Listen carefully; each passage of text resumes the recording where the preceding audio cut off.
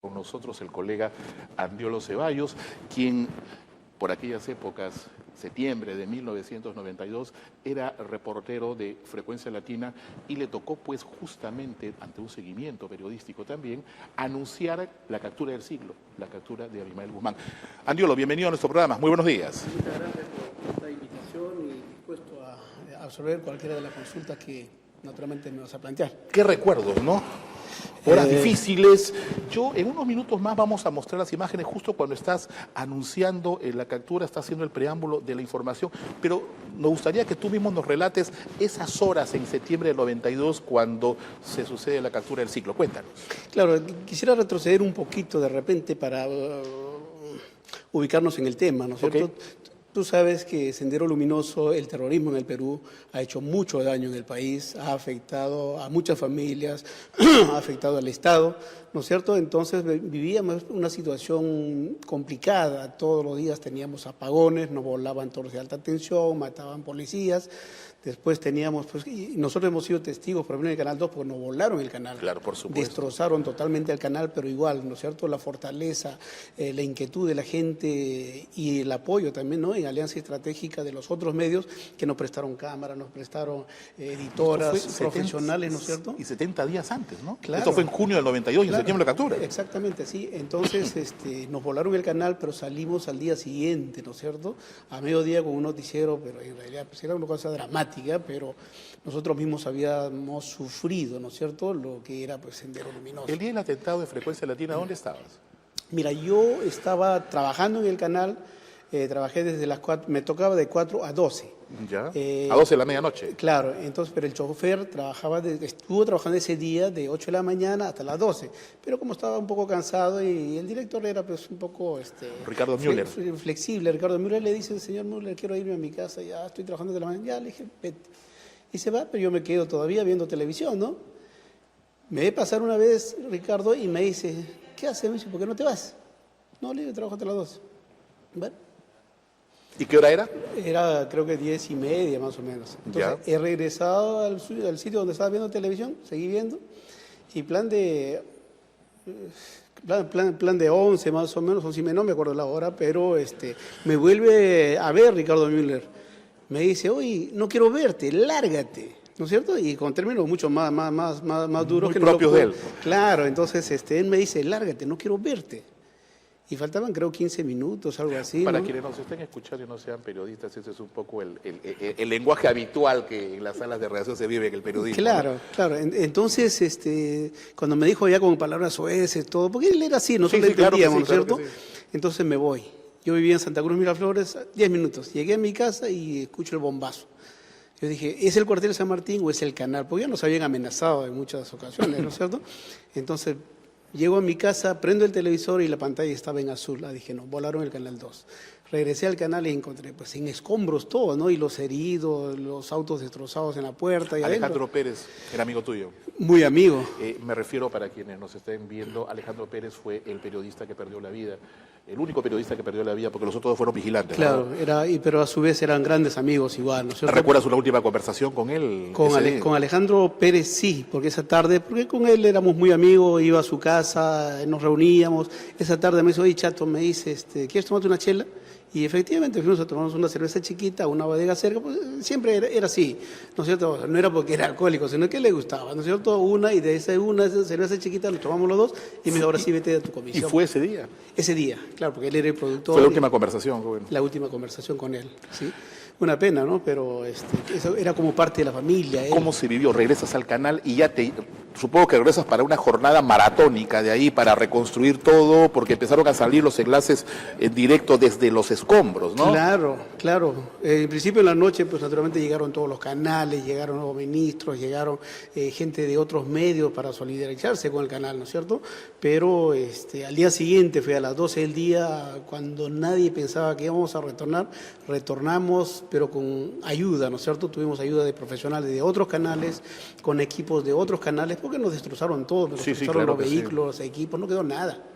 Entonces, pero ahí armamos, ahí ayudó mucho Justo Linares, ayudó mucho Ricardo Müller, ¿no es cierto?, su fortaleza. Linares estaba en América. No, él estaba en estaba en Frecuencia Latina. Estaba en Frecuencia Latina, él era jefe de informaciones. Correcto. Entonces teníamos todo ese antecedente, entonces vivíamos pues tensos, igual que el país, ¿no es cierto? El país entero. Entonces se presenta con ese motivo del atentado que sufrimos en el canal, había gente de Dicote que siempre nos visitaba para ver qué pasaba, cómo estaba el asunto, si teníamos otra amenaza, una cosa así, ¿no? Entonces dentro de eso nos hicimos amigos de dos policías que nunca supimos cómo se llamaban, simplemente ellos iban con unas gorras, estaban de bigotes, yo no sé si era Benedicto, no sé quién, pero sí nos comentaba cosas, ¿no? En una de esas, una semana antes, nos dice, ¿sabe qué? Esta semana cae. Le dice a Julio Sotelo que yo estaba con él, o sea, nos dice, esta semana cae. Estás loco, le decimos nosotros. ¿No? Claro, en ese tiempo era una utopía pensar en eso, Claro, ¿no? no ibas a pensar que iba a caer, ¿no? Y entonces, bueno, pero no dice todavía más, ¿no? Me dice, chequea entre La Molina y Surquillo. Y nada más. Y era un muy buen dato, porque el Surquillo cayó. Era un buen dato, claro. Entonces, ¿nosotros qué hemos hecho? Entonces, de lunes a viernes, Julio Sotelo se daba vueltas, rodeaba por... No sabíamos dónde era, pero bueno, rodeaba por la zona de Molina y Surquillo. Y en las tardes, de 4 a 12, lo hacía yo. Llegó el viernes, dije, no, ¿sabe qué es? Una más. Abimael está muerto. ¿Dónde lo vamos a encontrar? Es imposible, nos está tomando el pelo. Entonces, el día sábado, también me tocaba trabajar, entonces, había salido de comisión y Justo Linares me ve a eso de las 8:30 más o menos de la noche y me dice, anda a cubrir de un dirigente, un futbolista, creo que había sido herido y que estaba en una clínica. Me dijo, anda a ver cómo ha evolucionado la salud de este futbolista. A mí no me ha gustado esos temas, ¿no? Y justo en ese momento recibo una llamada al teléfono fijo del canal. Y la secretaria me dice, acá está. Entonces me pasa la llamada y era mi amigo y me dice, ya cayó. Y cortó.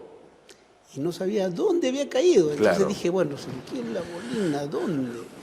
Entonces, nosotros teníamos una frecuencia de la policía. Claro, en ese tiempo, sin celulares, pues los periodistas trabajábamos un poco de la central de radio, ¿verdad? Claro, era un escáner que tenía 200 frecuencias y monitoreábamos a todos, ¿no?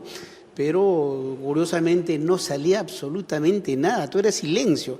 Y por ahí escucho un chispazo que dice Santa Catalina, pero daba la calle. Me fui a esa calle y pregunté a los vecinos, me dijeron, no, agarraron sí a uno, pero ya se fueron.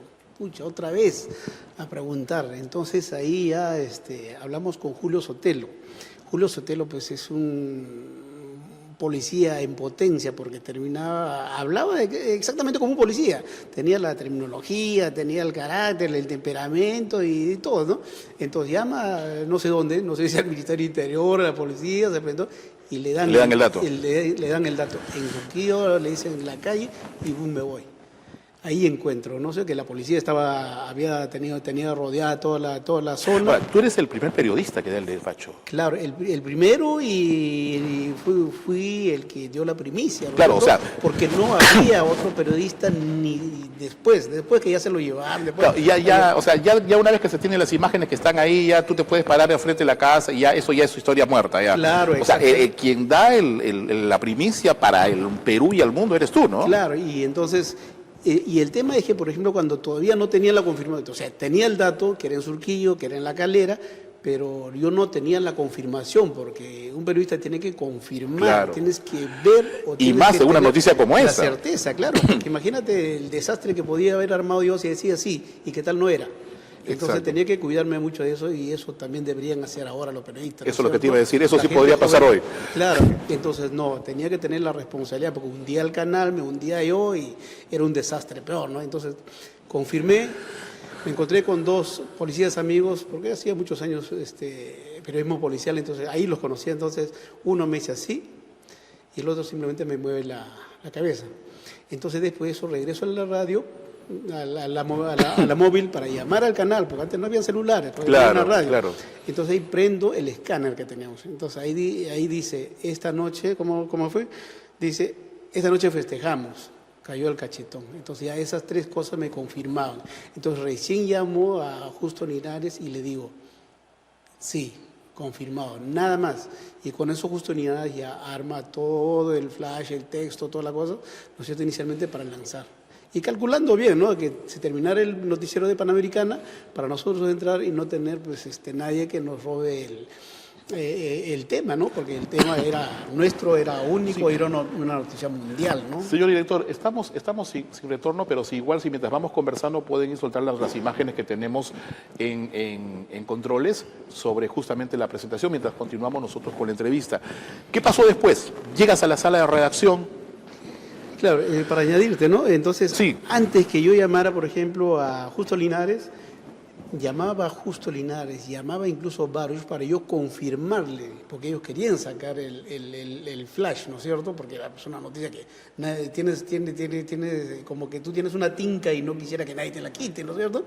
Pero yo no podía pues confirmarle si todavía no tenía la certeza al 100% de que ya había algo más, que yo vi que lo llevaron cubierto con una sábana blanca, una cosa así. Entonces ya tenía... el momento del traslado. Claro, tenía el traslado, tenía las 2 personas de los policías y tenía lo de la radio, entonces con 4, ya di el ok y entonces lanzaron eso. Regresas a la sala de redacción y empieza una maratónica jornada esa noche para todos los periodistas, ¿verdad? Claro, yo no regreso al canal, me quedo ahí un rato, hago mi informe, mando el material y después me voy a Dircote, que está en la calle España. Donde iban a... Claro, entonces, pero ya había muchos periodistas, ya había muchos policías. Ya había reventado, como claro, decimos. Incluso ya habían mandado mi reemplazo a otro equipo que no estaba naturalmente y llegaron de su casa, estaba la gente de contrapunto ahí y ellos se quedaron. Entonces yo, por curiosidad, ¿no? Para ver en qué había cambiado la captura de Abimael Guzmán, me di la vuelta por calle Lima. Recorrí mucho el centro de Lima, Alfonso Ugarte, me fui por el RIMAC. Entonces tenía una sensación de que todo había cambiado, de que por fin había llegado la paz y la tranquilidad, pero era una cuestión psicológica, ¿no es cierto? O sea, bueno, pero también pues era estratégico. Si los llegas a descerebrar, ¿no es cierto? Por supuesto. Entonces, de todas maneras... Y solamente quienes vivimos por aquellos años, aquella noche podemos, a veces no necesariamente describir con exactitud, pero podemos recordar lo que sentimos los peruanos aquella noche de septiembre del 92 cuando capturaron a Abimael Guzmán, ¿no? Claro. Todo lo que se había vivido, claro. Colegas nuestros que habían muerto, tantos peruanos, tantas lágrimas, claro, ¿no? La gente de Uchurajay, por ejemplo, en Ayacucho, ¿no? La gente de Uchurajay. Murieron por buscar información, ocasionado, no sé si por los militares, por los senderos, qué sé yo, pero lo cierto es que había acciones de terrorismo, ¿no es cierto?, de Sendero Luminoso. Entonces ellos murieron buscando la información, buscando la verdad, porque los periodistas hacemos eso, investigamos y llegamos hasta el final para conseguir lo que nosotros tenemos que transmitir, tenemos que informar. ¿Y cuánto nos está costando transmitir eso a las nuevas generaciones, no? Y claro, pero la nueva generación es muy reacia, es muy difícil, no leen, es difícil. Están en otro tema, la televisión, internet debería servir, ¿no es cierto?, para ilustrarnos, para educarnos mejor, pero lamentablemente lo usamos mal o hay padres de familia que no orientan bien a sus hijos, entonces eso es terrible. La herramienta de internet no está utilizada con propiedad. Claro, porque debería ser para construir el bien, para saber. No sé hace cuánto tiempo vi un programa de fin de semana, le preguntaban a un estudiante universitario, le mostraban el rostro de Abimael y decía que era García Márquez. Increíble. Imagínate, increíble. ¿no? O sea, por cultura general tenemos que saber. Por cultura general, y es algo tan delicado que forma parte, pues, de lo que todos los peruanos debemos conocer. Bueno, Andiolo, grande recuerdo, sí, maestro, del trabajo que se ha realizado y lo duro que fue ser periodista. Hoy veo que sale un reportero, pasa por un asentamiento humano, sale una señora con un balde, le echa agua, y en la tarde veo un titular: agresión a reportero en zona urbano marginal de Lima. Si esas agresiones hubieran sido las de nuestra época, pues qué lindo hubiera sido el... Claro, no, definitivamente no ha sido así. Todos los días, por ejemplo, nosotros a veces salíamos con chaleco antibalas, porque sabíamos que en algún momento nos iban a rematar, ¿no es cierto? Era terrible. ¿Y cuántas jornadas los periodistas de hoy, los reporteros de hoy, cuántas que son tan sensibles que vivan tan la noticia, cuántas jornadas hubieran podido vivir? Lo importante es que llegó la paz, al menos en ese aspecto, y hay que preservar esa paz, hay que luchar, creo yo, los medios de comunicación y todos los peruanos para que esos años no vuelvan nunca más. Exacto, sí, y los periodistas tenemos que entender que nosotros no somos la noticia. Exactamente. ¿No es cierto? Pero lo que veo ahora es que los periodistas son los primeros que ponen la cara, sale y dice yo soy, y tú no eres la noticia. Exactamente. Tú transmites la información, ¿no es cierto? Alimentas con información a la gente, tienes que procesar, tienes que tu parte educativa, tienes que formar opinión, ¿no es cierto? Pero no eres parte de la noticia, o sea, mucho que aprender las nuevas generaciones. Muchas gracias, Andiolo. Siempre la luz en la noticia de tu casa. Gracias, Rolando. Muy gentil.